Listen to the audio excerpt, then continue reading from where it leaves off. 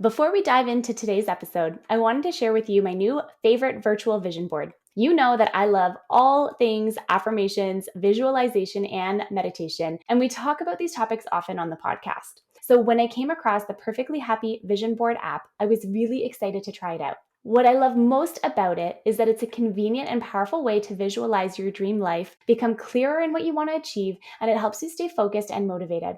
I also love that you can set multiple daily reminders to take a mindfulness break and help you visualize your dreams, which, as you know, helps you build a resilient mindset. What you do is you download the app and you go through the steps to create your own vision board, where you can add in photos and music and affirmations to each area of your life that you're trying to manifest in. The best part is that all of the things that you need are already in the app. The combination of sound and photo and affirmations makes your vision board more vivid and ultimately easier to manifest. What I also love is that you can write unlimited daily gratitude journal entries to help you reflect on your day and really build that gratitude muscle. I can honestly say that all of the things that I put on my own vision board have happened, and it was so wild to see it all come to life. It only takes 3 minutes per day, and I really think that we all have 3 minutes. Start your free trial of the Perfectly Happy app by clicking on the link in the show notes. Okay, let's get into today's episode. Welcome to this episode, everyone. I'm your host, Simona, and it's so great to be back with you again today for this incredible conversation. I am sitting down with Bill Reiman, and the conversation we're having today is a little bit different than we typically have on the podcast. Bill is such an inspirational person. He had so much wisdom to share. We talked a lot about family values in business, how to create a business that's impactful, how to make sure that we're really caring about our customers and putting our customers' needs before our own sometimes, not in a bad way though, in a way that's impactful, not in a way that's crossing your own boundary, but in a way that is really transforming the lives of the people that you touch. So after an injury ended his college football career, he changed course. He dabbled in sales at a car dealership, but he knew that this wasn't the path for him. He decided to go back to college and finish with a degree in business management and marketing from the University of South Florida. With a proven sales track record of millions in residential home sales and vacant land sales at a young age, he knows how to market and sell his clients' property using modern marketing strategies to get a property in front of more eyes. Bill also specializes in new home construction and is currently a builder for award-winning RK Reiman Construction, Inc. The company's focus is the long-term relationships, service, and quality they deliver to every customer. Bill is also the host of the Real Build podcast, where he teaches people what they need to look for before buying, building, or selling a home. His mission is to help people with one of the most significant investments of their lives and be their guide for a smooth process. So, as you can kind of tell from this here a little bit, Bill is in real estate, but he also is working for construction and developing and building homes. So he's a wealth of knowledge. He just is so insightful. And I'm so excited to share this conversation with you because we're taking it in a different direction today, which I always think is super good. So enjoy this podcast. If you love what you're listening to, be sure to rate and review and subscribe to the show. Subscribe wherever you're listening and rate and review on Apple. Thank you so much for tuning in, you guys. Let's dive into this conversation. Hello, Bill. It's so nice to have you on the podcast today. I'm super excited to chat with you and for everyone to get to know you a little bit more. Welcome. Thank you, Simona, for having me on. I appreciate it. Absolutely. So welcome. To get us started, can you just tell us a little bit about your journey and how you've come here today? Yeah, I mean, as far as my journey, it goes on for a while. So, I mean, I can probably go on for like an hour, but as far as construction and real estate, getting involved in that, I grew up in the business.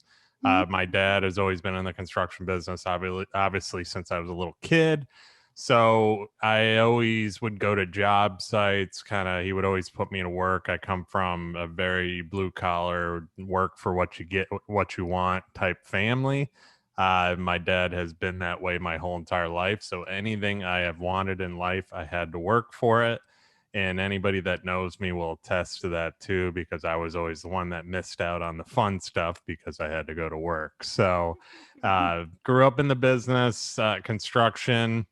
I've said in the past, love hate thing. I used to hate it as a kid because I was kind of the laborer doing the odds and ends around the job sites, digging ditches, doing the hard work. Nothing was ever handed to me. I mean, it still isn't handed to you in this business. So, True. but I learned a lot over the years. I respect it more than anything too. And we're family owned, operated right now. Me and my brother are running everything. My sister's with us now too. She does all our billing and everything. And it's been good. As far as real estate, I got my real estate license. I think I'm going on like 11 years ago now, and it kind of went together with building. They both went hand in hand. So I kind of made a career, also a little side career off doing real estate as well. I had a lot of success in that. I had a big year last year, having a really good year this year too. Just as like a side business, building is always my priority. It's always my love. It's always the passion that I want to do. When people ask, are you going to do real estate or are you doing building? I say both, but building is always kind of my main long-term vision, my main focus, and so on too. And things have all kind of stemmed off of that, from home watch service to other things as well. So that's a little bit brief about So me. I mean, cool. I've done a lot. I've played college football. I've done different jobs growing up, odds and ends, but what I do now is I am a builder and I am a real estate broker. So, I love that. I actually worked a little bit in the real estate industry over the last year, and then I went full time on my own in my own business. But it is such a cool industry to be a part of, especially this last year, because so much has mhm. changed. The market is crazy. I mean, I'm in Yeah, Toronto, just outside of Toronto, so our in Canada, and so our market is just absolutely insane. Like the houses, like they don't even stay on the market for more than like 24 it's hours, and they're nuts. gone. It's crazy. Yeah, Are you if you're a selling agent, you're having a great time right now because you can sell, literally you can just put a sign in the front yard and probably sell it, or not even have to, before you probably sell before you even put a sign in the yard, as long as exactly? it's listed. It's been nuts. It's crazy everywhere. There's a big market going on right now. Hopefully it maintains. Obviously what goes, you just never know what's going to happen, but it's a very good industry right now. I think, there's a lot of people that are new in it and they're thinking it's pretty easy. They haven't been through the times of actually having to promote yourself and Mm, having to do some legwork. So it should be interesting yeah, on it'll that be really aspect of it. interesting. I completely agree with you. Yeah, I think it'll be really interesting to see how it evolves. We're starting to see things start to slow down over here too, so I'm just really Hmm. intrigued to see how it all sort of balances out eventually, because eventually it has to burst, right? Like you can't Oh yeah. for years and years, like it just wouldn't be. Well, I don't think it'd be possible. But what is it that you love so much about the building side? I mean, when you think about it, like what brings you so much joy about it?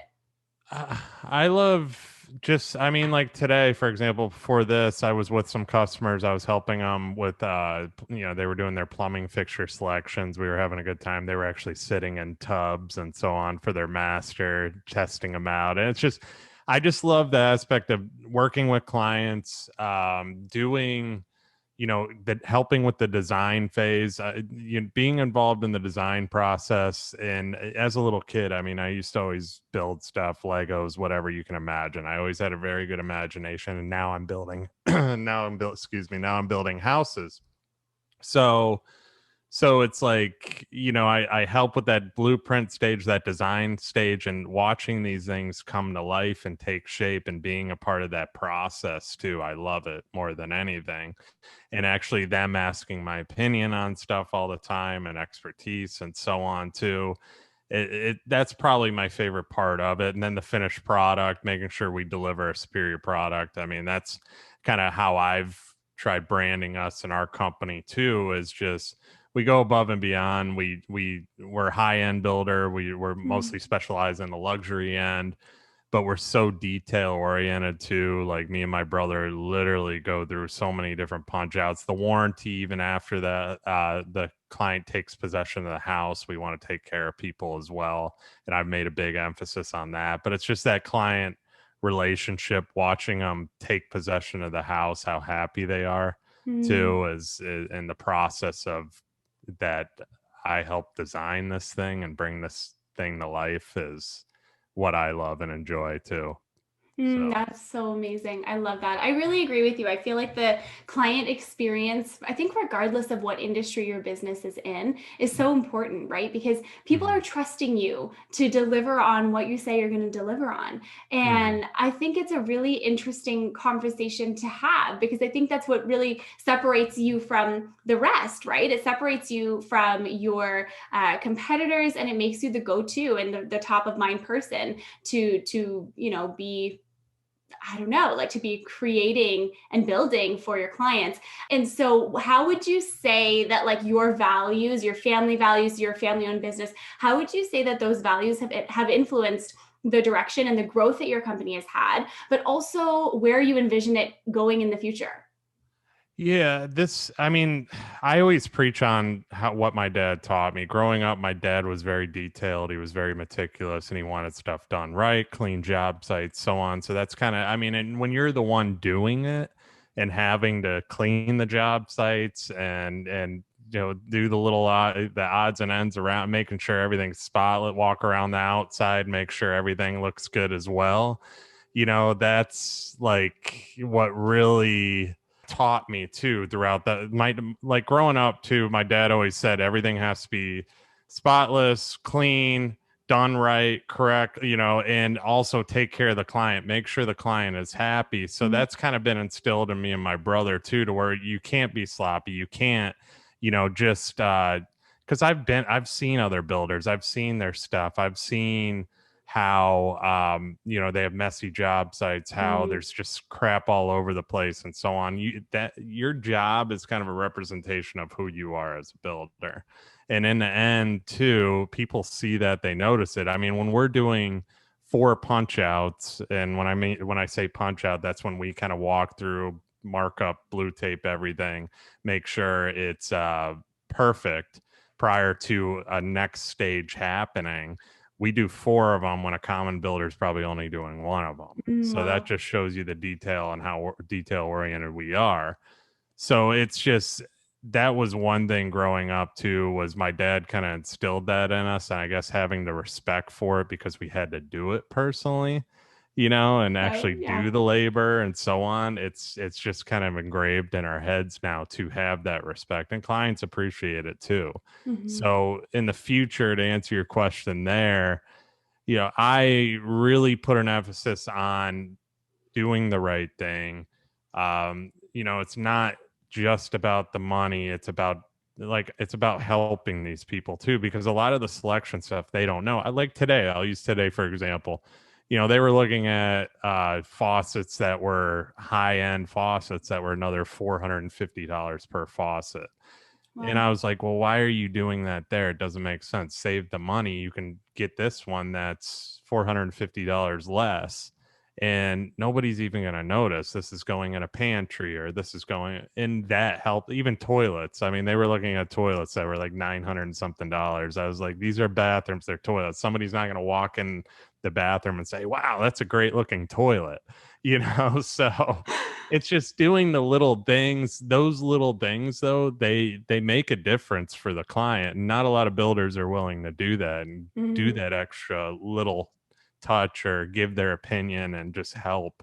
That's the thing. It's just all about kind of helping guide them, but also helping them cut some costs along the way to make them happier too. Well, that's such a good point too. And I think a lot of the times, like, people have this mindset, if you want to make a lot of money, like, you have to price things really high or don't undersell. Like, if they want to purchase it, let them buy it type of thing. But I think there's something to be said for staying true and honest in your own values and like what you believe. Hmm. Because on the flip side, it's like if you were to tell them to go ahead and buy the $400 faucet, and then somebody else tells them, like, oh, why did you do that? Like, that's such a silly, expense to make. And it's kind of like, it sort of breaks the trust a little bit, like, oh, why didn't they tell me that, you know what I mean? And Yeah. people really do operate off of like referrals, right? And referrals are so, I think, so important to any business. And like your testimonials, your brand is what people say about you. Essentially, you can try and create it however you want, but ultimately at the end of the day, it's what other people are saying you are and how you are, right? Well, I mean, they're paying for an experience, especially in Mm, the luxury end too. I mean, we're not doing production home, track home stuff where we're just turning and burning them. These are big homes that people are adding detail, adding touches to, mm, and they pay for our opinions, our guidance, and so on. So, I mean, there's so many builders out there that just build the house. That's it. There's an architect, there's a builder, there's a designer maybe, and that's it. That's not the way I like to run how the process goes. I like to be involved from the planning stage, which I tell them. I'm always giving my opinions on plans, resale. I'm being in the real estate field too. That helps me kind of mm, assess things for resale. But I always ask what they want. I always listen too. You always have to listen, and that's the thing. I mean, communication's always key, but there's listening is more important, especially it's in any business, but in custom homes and the amount of money, this is one of the biggest purchases these people are making. This isn't a car. yeah. This is an actual house, 4,000 plus square feet. So you want to listen to what they want. And then obviously if I'm the one listening, maybe the architect misses something and I say, "Hey, you missed this. They actually wanted this certain way." And they're like, "Wow, you listened to me." Mm, When you actually listen to people and open up your ears, it's more important to them than anything. And I think a lot of people struggle with that because everybody wants to kind of have their own opinion on everything and so on. But I started doing that more with the process. And then even throughout the process, like I keep bringing up today because, the moment just happened, but I always ask, what are you looking for? How do you want that? Okay, well, this doesn't come in a certain color. Then they'll look over and ask my opinion, but I let them make the decision overall for himself. Like, mm, Bill, what do you think about chrome fixtures? Okay, I'll tell you my opinion on it. Chrome, fingerprints, you're brushing your teeth, toothpaste, you're going to be yeah. cleaning chrome all the time. Chrome's very popular right now. Why not do a brushed nickel? Less cleaning, Mm, very close in color and concept, just a little bit cleaner, a little still modern, still has that touch. Go that route. Okay, can we see a brush nickel? Oh, I love it. Perfect. So you're giving that guidance, you're giving, but they're making the overall decision too. mm, So, they're going to pick the selection, the style, and so on as well. But you're just there to guide them and help them with that decision too, which mhm. unfortunately, I don't think there's a lot of builders willing to do. A lot of them do it too, but I'm big on that. I just want to help. That's the thing. That's what it's all about. I completely agree with you. I love that so much. And so, one question that keeps coming to mind for me is, if you have all of like these different clients and you're working on all these different projects, how do you always make sure that you are really providing them that like tailored and very supported like service? You know what I mean? Because if you're doing so many different things, you're wearing the hat of a designer in some points, you're wearing the hat of a builder in another point, you're remembering all of these details. Like, do you have some tips for people to, get better at remembering or, just, I guess, just, sort of balancing it all? Write everything down. No, I'm just kidding. I mean, hire. I'm big. Team is very Mm, important. You can't do it all yourself.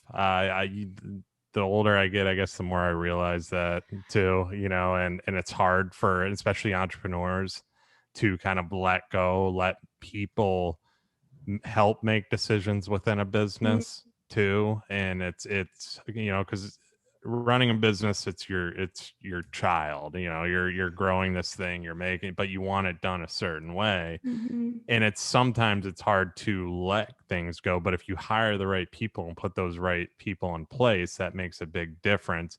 You set your expectation with every employee, but you make the employee want to be a part of the process as well.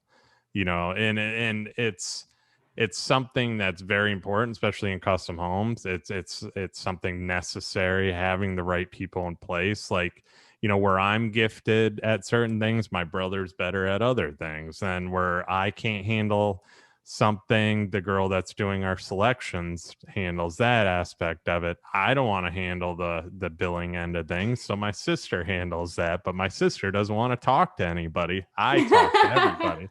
So you see, I mean, it's just having those pieces makes a big difference, and having mm, those pieces click where everybody's a family. It's part of that process. And have those core values and have that everybody on the same page, that they feel like they're part of building Mm, something, and that's what it is. Everybody on our team's a part of building that house and making that house come to life. It's not just me. It's not just my brother. It's, my sister, and every other employee that's in our office too. And that's mm, what's important to kind of help that process go a lot smoother. And then we have a decorating firm that I'm working with. They're doing 5 of our projects right now. They're full on interior design. I have my architect that does all our stuff too. So it's like having all those people and those resources, and we all communicate well, we all click really well, and it's just everything flows correctly. And especially in this caliber of house, you can't have bumps in the road. You no. gotta, they expect a certain thing and they expect a certain product delivered, and you have to over deliver most of the time. So Absolutely, absolutely. It's such a good point. And I completely agree with you. Like, even just this year, I had to hire 2 team members to help. I have a podcast production company. And so I hired someone to help me edit, and I hired someone to help me with all the social media content. mhm. Because at the end of the day, like, you can only do so much. Like, there are only so many hours in a day, right? And so how do you grow anything? How do you scale anything without the help of people that you trust around you? I feel like that's just so important. And you said something so true there, like making sure that you're hiring the people who are, you kind of said it without saying, but like aligned to like your values, to making sure that everyone is working on the project together and everyone is like all hands in, because I think that's how you keep the integrity of having a family business, right? Because like you build Mhm. this whole business with love. And if you hire the wrong people, that integrity of your business gets risky, right? So I don't know. I just think that that's such an important piece to highlight, right? Yeah, it's huge. And I'm actually, like, I just got back from an event. I'm in a group called Arte Syndicate, and we actually went to an event. I don't know if you're familiar with First Form, Andy Frisilla, and but he owns a business called First Form. And Mm, after going to that business, seeing how everything operates, seeing how, and I actually asked him too, about, because this was more about branding and so on, but he said everybody that works at First Form wants to be a part of it. They want to mm, watch it grow and it's their kid too. It's their business. They feel like they're a part of something in a movement. That's what he's mm, created. He has core values on every corner you turn. His core values are on those walls, and everybody that works in that building abides by and lives by those core values. Everything's perfect. They keep it clean. Bathrooms were spotless. Like, wow. everybody respects every inch of that facility. And so I was like, man, I gotta really start, obviously we're very similar. We're not even close, not that big. He has 350 employees. I have 6, but That's pretty good. but it's still, looking at that and how it's running and how it runs itself, that just makes you really it opens up your eyes to see Mm, what you really need to do as far as your business and so on. Because if you hire just based on skill, and he actually talked about this, if you hire just based on skill and past, let's say, like everybody does, what did you do in the past, who'd you work for, this and that, it's not always going to be the right fit. But if you hire on some, people with your core values, they respect it, they have that same vision long term for you, your dreams, all that kind of stuff, you can teach people how to do stuff. Yeah, it might take a little bit longer and so on, but in the end, they're going to last longer mm, too. They're going to want to be a part of your company. So it was a big kind of awakening, eye opening for me in a lot of ways too, just because I got to get moving as far as scaling and keeping the momentum going with our company. But I realized a lot with that, what we just mm. said. Yeah. Yeah. It's a really, really good point. And I think that knowing when to make those moves and taking those little leaps and like those jumps, I think knowing when to make Hmm. those jumps is just so important, because sometimes if you wait too long, like you waited too long, right? You gotta, Yeah. yeah. And I think that's part of being an amazing and effective leader. Like, you recognize those different points and you know that that's what's going to take you to the next level. Super, Hmm. super important, I think, for all of our listeners. The listeners on my podcast are all entrepreneurs. And so it's like you were saying before, like, your business is your baby. It's an extension of you. And so as an entrepreneur, it's so easy to kind of want to hold on to all of the pieces. Yeah. But that's the difference in how you scale. And I think that, yeah, I just love this part of the conversation because I think it's a really good reminder that it's something that's needed, right?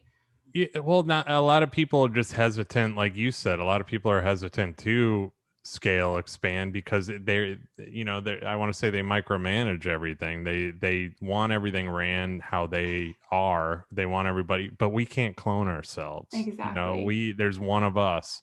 You just have to hire people around you that have that same drive as you, but you have to also, and this is what they really preached on in this too, is you have to give your employees something. You have to have, set basically they want to chase something, make them want to go after something as well, like you Mm-hmm. expanding that new building. He even talked about it too. Andy Frasilis talked about it. That 200,000 square foot building, they used to be in a lot smaller building, but he had a picture of the actual piece of property and told every one of his employees, and he goes, we're going to one day, I'm going to build a building. It's going to be 200,000 square feet on this lot. Well, he ended up buying a lot right near there, but he ended up building that 200,000 square foot building, and now they outgrew that in a year. Wow. So they're about to build another one. So, I mean, it's just, but you create that following, that movement that the people want to back you. They want to be a part of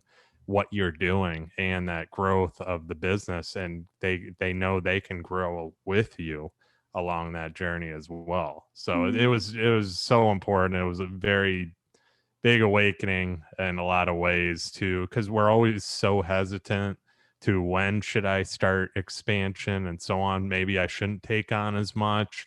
Maybe I should pump the brakes because I don't want to get overwhelmed. But you keep on pumping the brakes, you're going to keep doing it forever. You're never going to Exactly. finally, because you're always going to worry, what if I do move too fast? It's human nature. It's Of common. course. We all face it.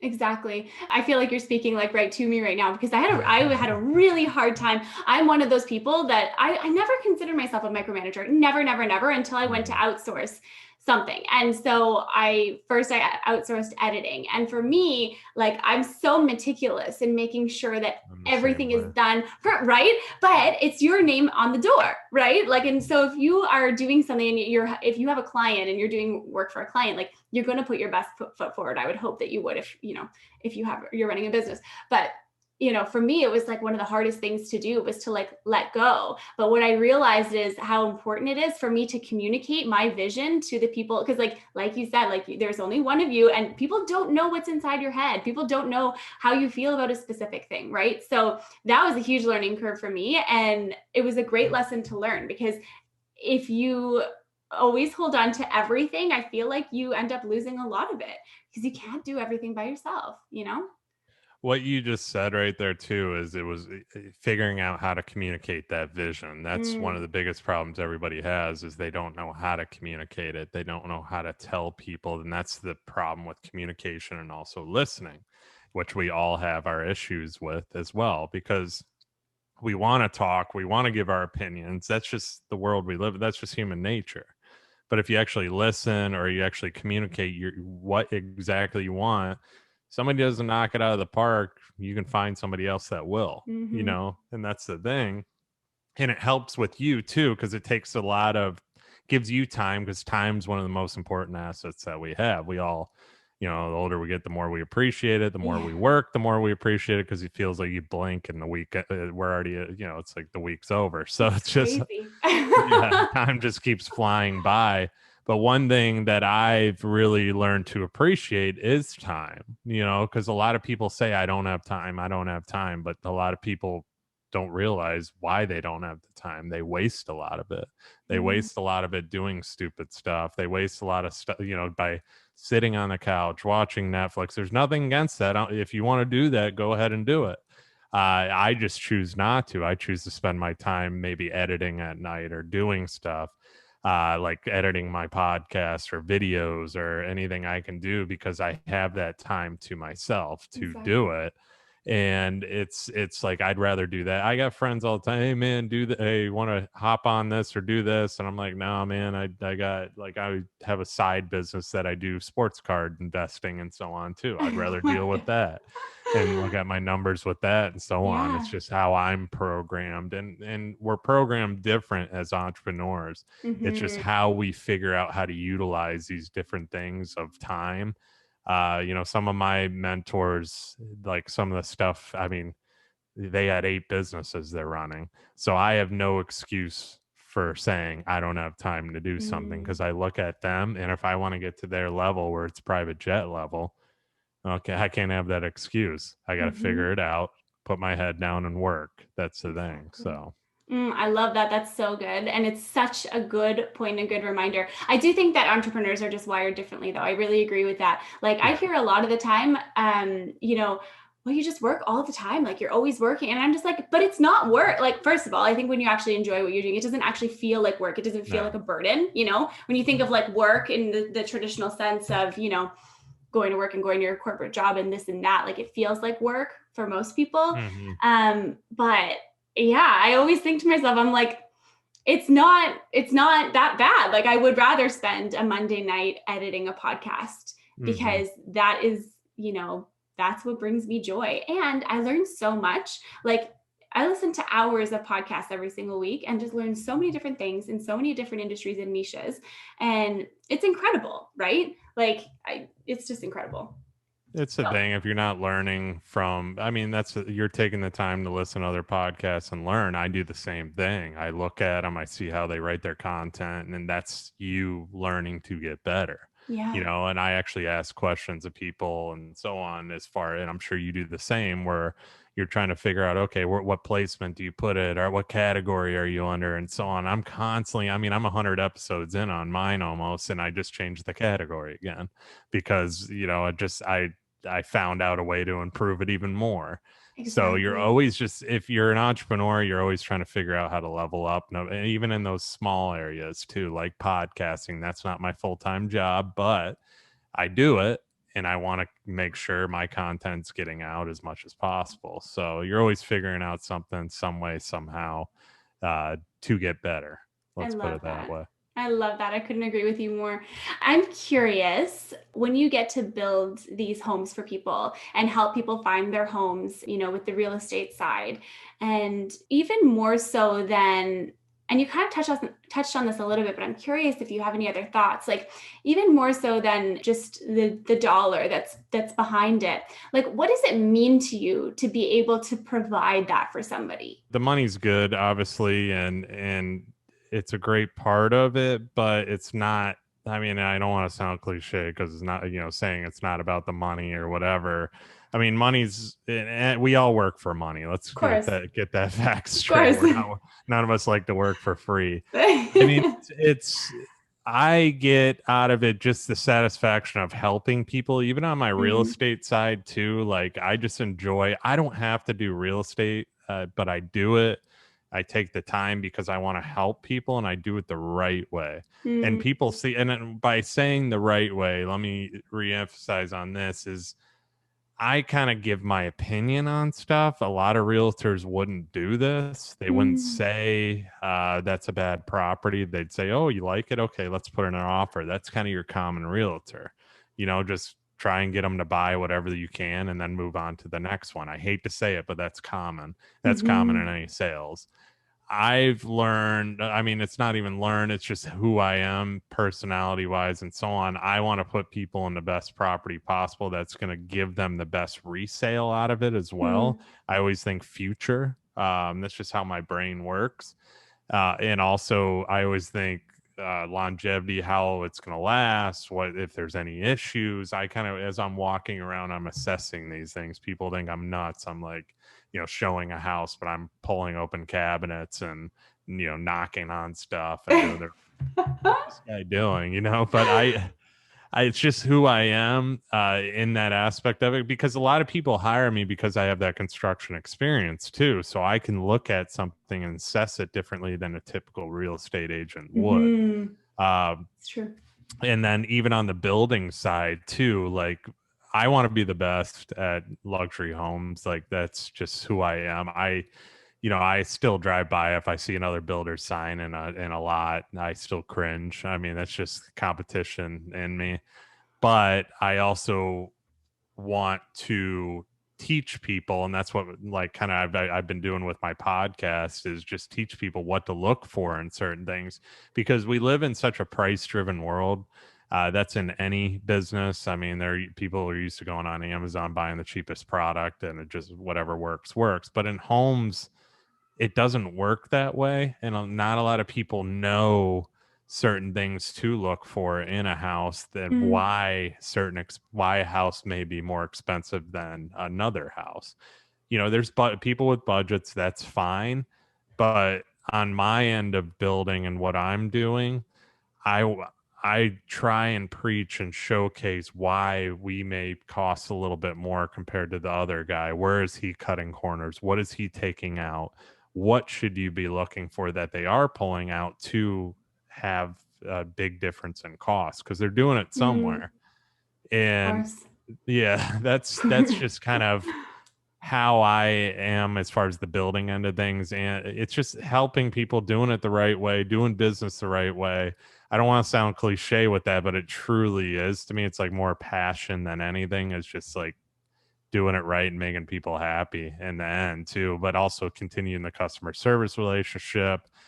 You just making sure things are done. Even, I mean, I've done stuff even after warranty for people because it should have not have happened. Yeah. Typical builder. And I tell these people too, I'm like, typical builder would have said, you're out of warranty, you're on your own. But because this should have not have happened, we'll take care of it, Yeah. and that's not common. And they really appreciate that, respect it, and refer us out too. It's just, like I said, go above and beyond, do the right thing.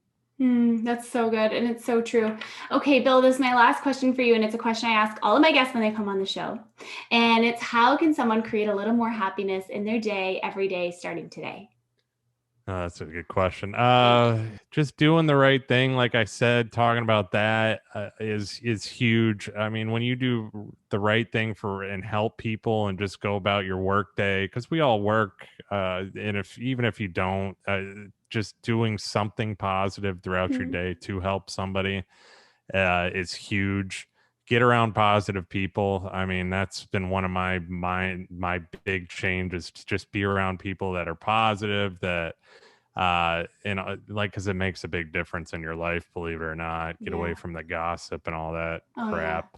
uh Nobody's got the time for that. yeah.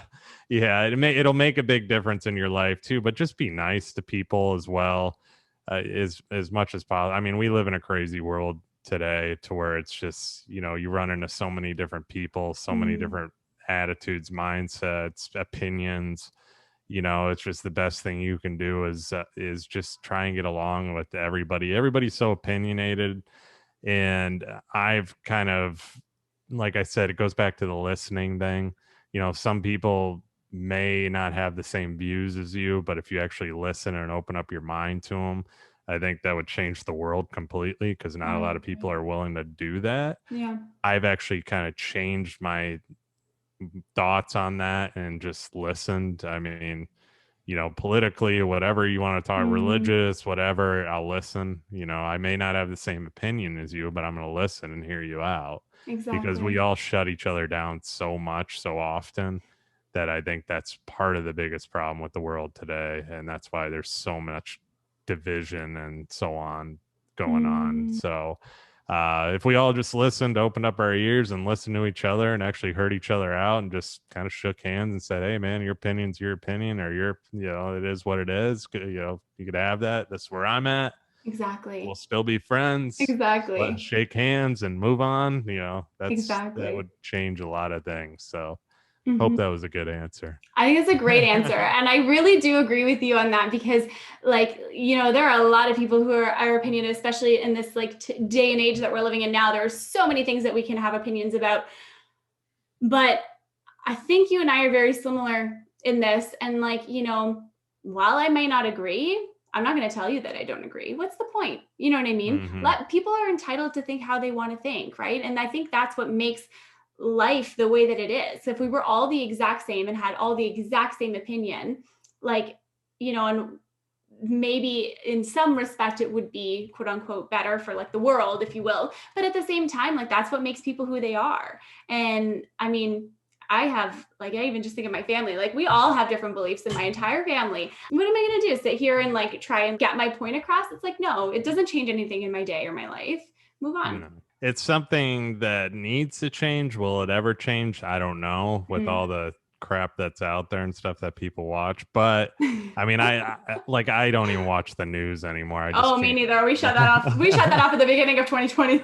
Yeah, it's like one of the best things you can possibly do, and I see it. You see it all the time because you know who's glued to the TV on the news and Oh who yeah. not. But it's like, turn that crap off. You can have your own opinions on everything, but you also, listening is, and I'm learning this more and more, actually listening to people is such a gift, because there's not a lot of people willing to take the time to listen to you, whether it's in business or in life in general. Everybody just wants to jump on their opinion and say their opinion. They're not willing to hear somebody out. And I think that affects a lot of people business wise too, because they're not willing, they can't do it in reality. Okay, I'm not going to do it in my business. It's kind of how I do things. That's it. It's in this world, in custom home building, I mean, cliche again, but the customer is always right. Not all the time, but in business, you want the customer to feel like they are making the choices, they are right, and they're being heard. They're spending a lot of money with us. They're spending, no matter what business they go to businesses because they like them, they enjoy them. They'll be return customers for life, no matter what. Maybe not so often with me on the home building side, but if I build them a second home, I'll be happy. Exactly. And just to like sort of like bounce off that idea too, like even on like the employee side, like even just listening to your team, people have such good ideas. Like if you don't give them the opportunity to share, like I've learned so much already from my team, and just by listening to a different way. And I'm like, wow, that's a great perspective. So just, yeah, even that too. I love it. You're making your team a part of your process though too. By you listening to them, you're making them feel like they can have their opinions and be a part of that process as well, and your growth and what your long-term vision is. That's key right there. That's what's going to keep you growing and make you even more bigger and successful, and word's going to get out like, I love working for your company and so on, and they're going to spread the word, and that's what creates a movement as well. You want people to want to work for you. And it's not an easy thing to do. But if you have a movement behind what you're doing, people see that same vision that you have, you can make it happen by listening. I love that. I'm feeling like this is the key theme of the episode today. Listening. It's so good. Honestly, Bill, it was so much fun chatting with you. I have absolutely loved this conversation. No, I appreciate you having me on. I really do. I enjoyed it. Me too. I would love if you could share where our listeners can find you so they can learn a little more about you. Yeah, social media. I'm Bill Reiman. Somebody took Bill Reiman, so it's IMBILLREIMAN. And then you'll find me on Facebook, Bill Reiman, and then LinkedIn, same thing. I pop up on everything because I think I'm pretty much the only active Bill Reiman out there in the world. So perfect. That benefits things a little bit.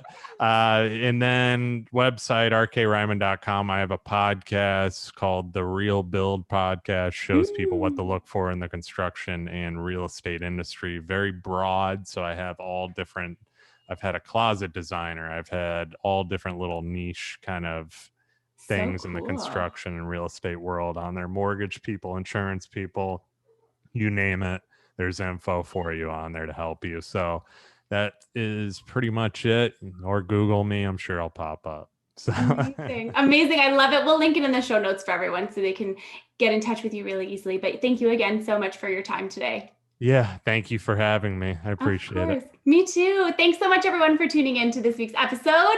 I hope you love this conversation as much as I did. And be sure to connect with Bill. Let us know that you're listening. Let us know what you love from the episode. And remember that happiness happens when you're least expecting it. Well,